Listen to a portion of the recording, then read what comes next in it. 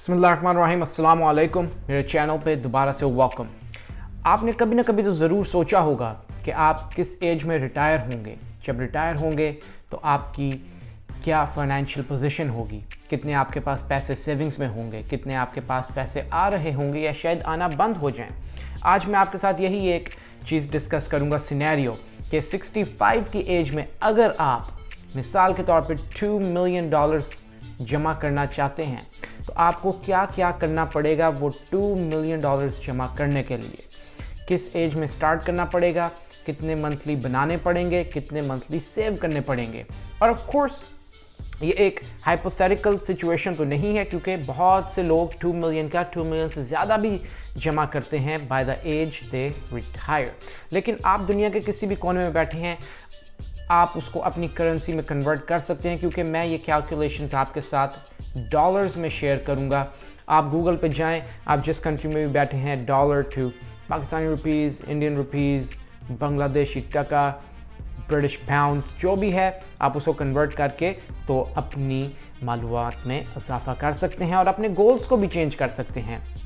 लेकिन आपने सबसे पहले क्या करना है, इस वीडियो को लाइक करना है ताकि YouTube का एल्गोरिदम मेरे साथ थोड़ा सा अच्छा सलूक करे।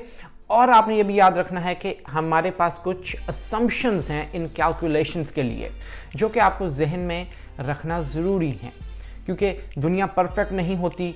कोई चीज़ ऊपर जाती है, कोई चीज़ नीचे जाती है, हमारी सिर्फ प्लानिंग होती है। वो असम्पशंस क्या हैं? पहली चीज़ तो ये है कि आप 65 इयर्स की एज में रिटायर हो जाएंगे अपनी जॉब से या अपने बिजनेस से।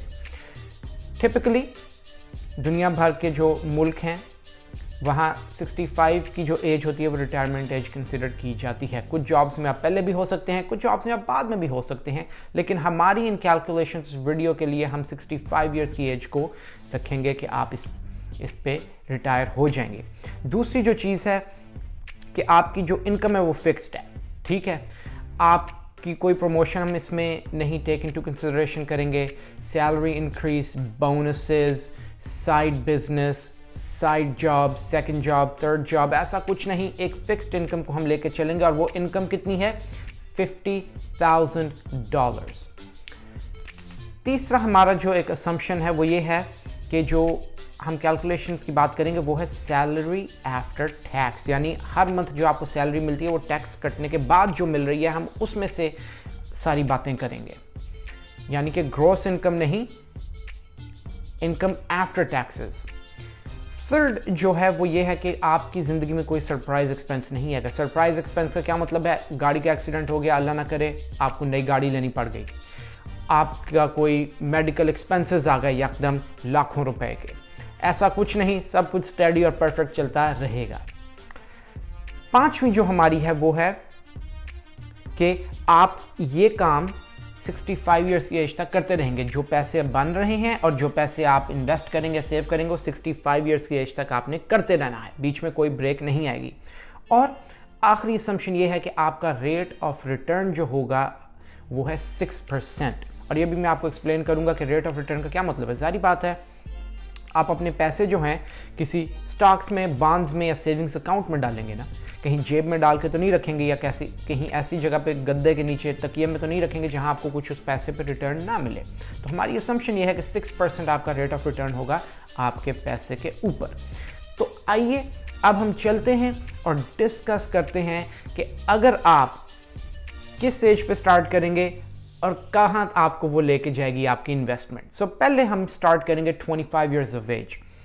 तो अमूमन 22 इयर्स की एज तक आपकी बैचलर्स की डिग्री ख़त्म हो जाती है। असम्पशन ये है कि आप 22 साल की उम्र में कॉलेज ग्रेजुएट हैं और अब आप स्टार्ट करेंगे अपनी जॉब। तो अगर आप 25 इयर्स की एज में $50,000 की जॉब हासिल करते हैं तो हर मंथ आपको $1,004 पुट असाइड करने पड़ेंगे अपनी इनकम में से। अब जारी बात है, 50,000 मैंने कहा 50,000 एनुअल इनकम है। अब आप अगर इसको कैलकुलेट करेंगे तो आपको एक मंथली चंक बन जाएगा, ठीक है। 50,000 डिवाइडेड बाय 12 जो कि बनता है $4,166। तो 4,000 में से आपने $1,004 सेट असाइड कर देने हैं किसी सेविंग्स अकाउंट में, इंटरेस्ट अकाउंट में।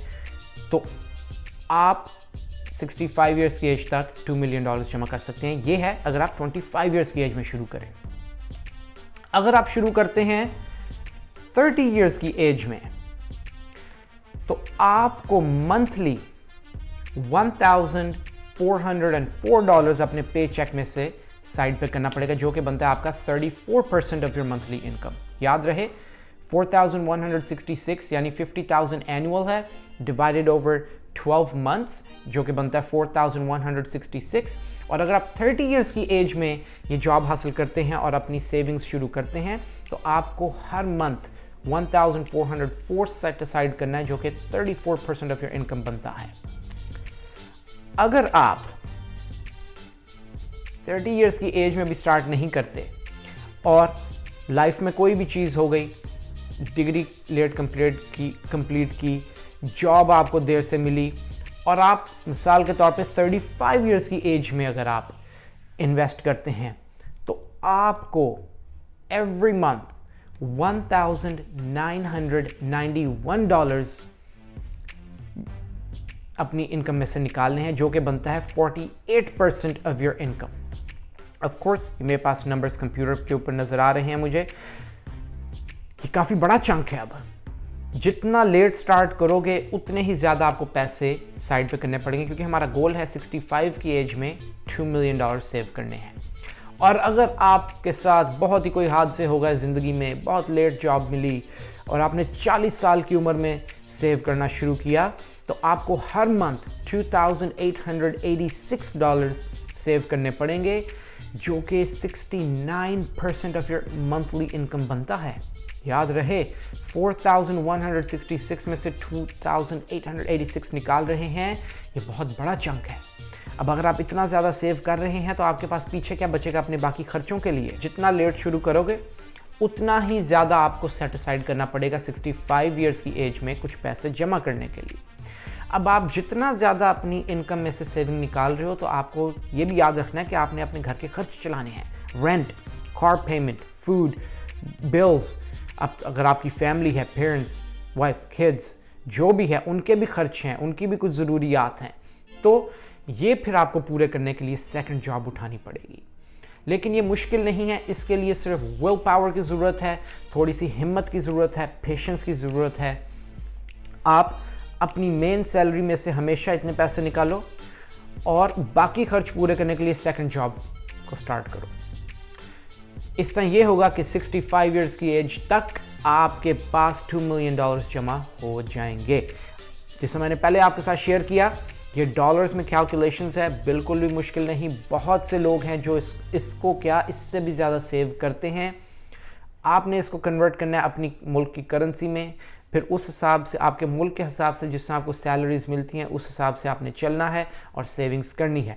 उम्मीद है इस वीडियो में आपको कुछ ना कुछ पसंद आया और उम्मीद है कि आप इसके ऊपर अमल करेंगे, फॉलो करेंगे।